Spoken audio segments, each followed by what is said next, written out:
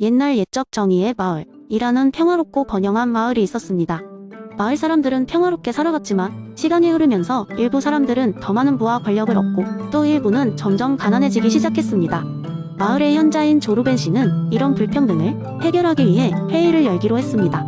조르벤 씨는 마을 중앙 광장의 모든 주민들을 모았고 그들에게 특별한 제안을 했습니다. 우리는 새로운 규칙을 만들어 이 마을을 더 정의롭게 만들 것입니다. 하지만 여러분이 어떤 지위나 부를 가지고 있는지 무시한 채 결정해야 합니다. 모든 사람이 의아해하며 한 노인이 물었습니다. 그게 무슨 뜻인가요? 우리가 가진 것을 무시하고 결정하라니요? 조르벤 씨는 빙그레 웃으며 설명했습니다. 이걸 무지의 베일이라 부릅니다. 여러분은 잠시 동안 아무런 기억도 신분도 가진 것도 없는 상태라고 상상해야 합니다. 이렇게 아무것도 모르는 상태에서 우리가 무엇을 선택해야 이 마을이 더 공평해질지 생각해보는 것입니다. 모두가 그 아이디어에 흥미를 느끼며 수긍하기 시작했습니다. 조르벤 씨는 주민들에게 눈을 감고 자신의 신분을 잊어버리도록 요청했습니다. 그리고 이어서 질문을 던졌습니다. 여러분이 가난한 농부라면 어떤 환경에서 살고 싶습니까? 만약 당신이 아이를 키우는 부모라면 그 아이가 어떤 세상에서 자라길 바라십니까? 만약 나이가 들어 병든 노인이 된다면 어떤 지원과 서비스가 필요할까요? 질문이 계속될수록 사람들은 자신을 대입해 생각하게 되었고 점점 더 공정하고 따뜻한 마을을 상상하게 되었습니다. 회의는 오래도록 계속되었고 차츰 새로운 규칙들이 만들어지기 시작했습니다. 누구도 배고프지 않게 할 식량 배급제도, 아이들이 질 높은 교육을 받을 수 있는 교육체계, 나이 든 이들을 위한 의료 서비스 등 수많은 제안이 나왔습니다. 결국 무지의 베일 아래에서 제안된 여러 규칙들은 모두에게 수용되었고 마을은 한결 더 공평하고 화합된 사회로 변화해갔습니다. 사람들은 이제 자신이 어떤 위치에 있든 상관없이 모두를 위한 정책과 믿음을 지지했습니다. 그리고 이 이야기는 정의의 마을에 사는 사람들 사이에서 오랫동안 전해져 내려왔으며 그 교훈은 다른 마을들에도 널리 퍼지게 되었습니다. 이로써 사람들은 진정한 정의가 무엇인지 그리고 그것이 모든 사람들에게 어떻게 행복을 가져다 주는지를 배우게 되었습니다. 조르벤 씨의 무지의 베일, 실험은 단순한 상상이 아니었습니다. 그것은 그저 오래된 이론이 아닌 현실에서도 다른 이의 입장에서 세상을 바라보는 법을 가르쳐주는 강력한 도구가 되었습니다. 그리고 이 마을은 영원히 그 형태를 이어가며 진정한 의미의 정의가 무엇인지를 증명하고 있었습니다. 두 번째 이야기. 한 번은 마이클 샌델 교수가 강연을 마치고 난 뒤 한 젊은 학생이 그의 이론에 대해 궁금증을 품고 찾아왔습니다. 그 학생, 이름은 지훈이었고 그는 정의에 관한 강의에서 들은 차등의 원칙과 무지의 베일 개념이 머릿속에서 떠나지 않았습니다. 그날 그가 느낀 감정은 단순한 호기심을 넘어서 인간 사회의 복잡한 구조를 이해하고 개선하고자 하는 강렬한 열망이었습니다. 지훈은 샌델 교수에게 접근하여 물었습니다. 교수님, 롤스의 정의론에서는 무지의 베일 뒤에서 공정한 사회 원칙을 제안하잖아요? 그런데 왜 이 원칙이 실질적인 정의를 보장하지 못한다고 생각하시나요? 샌델 교수는 미소를 띠며 대답했습니다. 좋은 질문이에요. 지훈씨, 롤스의 이론은 개인의 사회적 지위를 모른다는 가정하에 공정한 결정을 이끌어내려고 하죠.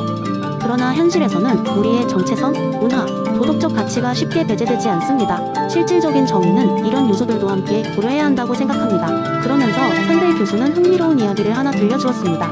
옛날에 아주 평화로운 마을이 하나 있었어요. 그곳 사람들은 모든 것을 나누며 공평하게 살고 있었죠.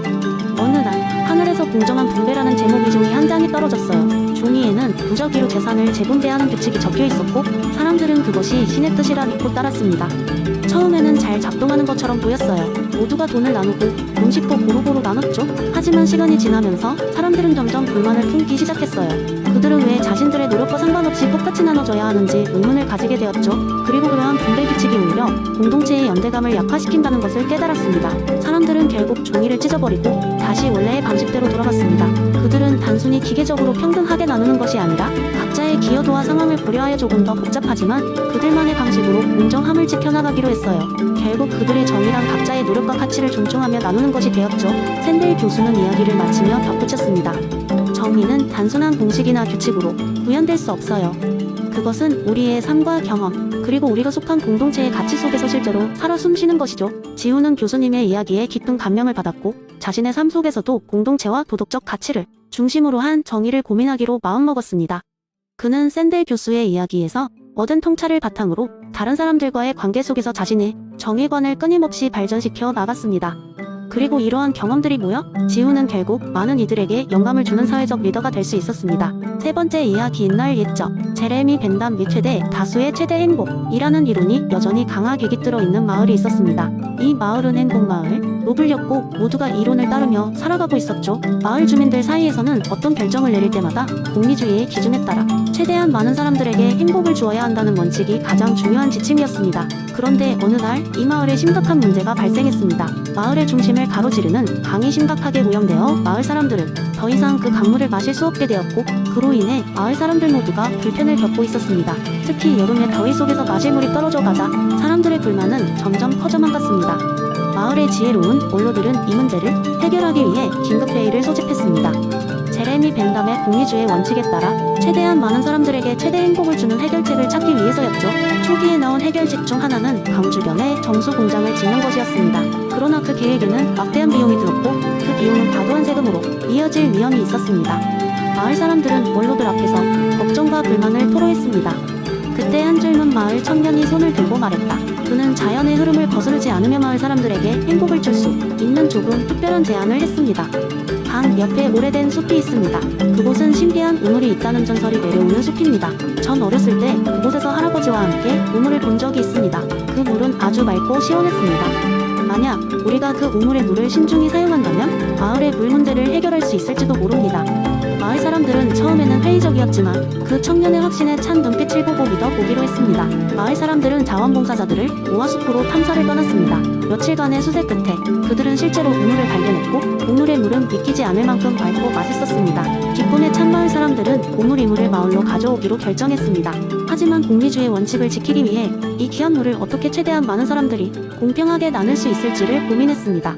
그래서 마을은 물을 일정량씩 나눠주는 시스템을 만들었고, 나무 양동이를 통해 각 집마다 정해진 양의 물을 공급하기 시작했습니다. 이 해결책은 마을 사람들의 큰 호응을 얻었으며 모두가 만족할 수 있는 방안이었습니다.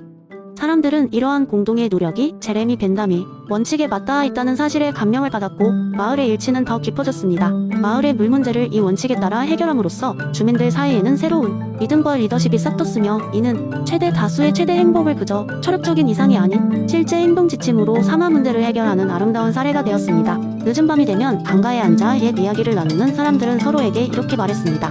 우리 마을의 진정한 행복은 모두의 노력이 함께한 결과입니다. 그렇게 함께 웃을 수 있는 날들이 계속되길. 네 번째 이야기. 옛날 옛적 한 마을에 데이비드라는 지혜로운 노인이 살고 있었습니다. 이 노인은 마을 사람들 사이에서 매우 존경받는 존재였으며, 그의 말은 언제나 깊은 통찰과 교훈을 담고 있었습니다. 어느 날 마을 사람들이 그에게 찾아와 인과관계에 대한 이야기를 해달라고 요청했습니다. 마을 사람들은 종종 일어난 일들 사이에서 인과관계를 성급히 추측하곤 했기 때문에 노인의 통찰이 필요했던 것이었습니다. 노인은 고개를 끄덕이며 미소 지었고 한 가지 오래된 이야기를 들려주기 시작했습니다. 먼 옛날 황량한 사막 한가운데 작은 오아시스 마을이 있었단다. 그 마을엔 두 청년 아리와 바리가 살고 있었지. 어느 날 아리는 우연히 마을의 식량 창고가 항상 저녁 무렵에 고양이들이 울부짖기 시작할 때마다 무너진다는 것을 알게 되었어. 그는 즉시 마을 사람들에게 그 사실을 얘기했고, 사람들은 모든 고양이를 내쫓기로 결심했단다. 고양이가 울부짖지 않으면 창고가 무너지지 않을 거야 라고 사람들은 믿기 시작했지. 하지만 바리라는 또 다른 청년은 생각이 좀 달랐어. 바리는 오아시스 마을에 슬기롭고 호기심이 많은 청년이었기에 단순히 관찰만으로 결론을 내리진 않았지. 그는 고양이의 울음소리가 아니라 다른 원인이 있을지 모른다고 생각했어. 그래서 밤낮으로 마을 주변을 둘러보고 관찰하기 시작했단다. 그는 곧 무언가 이상한 점을 발견했어. 창고 근처에 큰 바위가 있었고, 이 바위가 서서히 미끄러지며 창고로 돌진하여 매일 저녁 창고를 무너뜨리는 원인이 된다는 사실을 알아냈지. 문제는 고양이들이 울부짖을 때마다 바위가 조금씩 더 기울어진다는 것이었어. 이를 본 바리는 사람들에게 고양이들의 울음소리와 창고가 무너지는 것 사이에 진짜 원인은 이 바위라는 사실을 전했어. 사람들은 놀라며 바리의 말을 듣고 창고 근처의 바위를 제거하고 고양이를 다시 마을로 들여보냈어. 그 후로는 창고가 무너지는 일도 없어지고, 오히려 고양이들이 쥐를 잡아주어 식량을 더 안전하게 보관할 수 있었단다.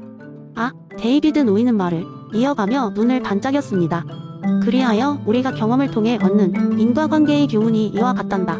우리가 뭔가를 관찰한다고 해서 그 두 사건 사이에 반드시 필연적인 인과관계가 있다고 믿어선 안 돼. 이는 때론 단순한 습관일 뿐이야. 이를테면 고양이 울음과 창고 붕괴처럼 말이야.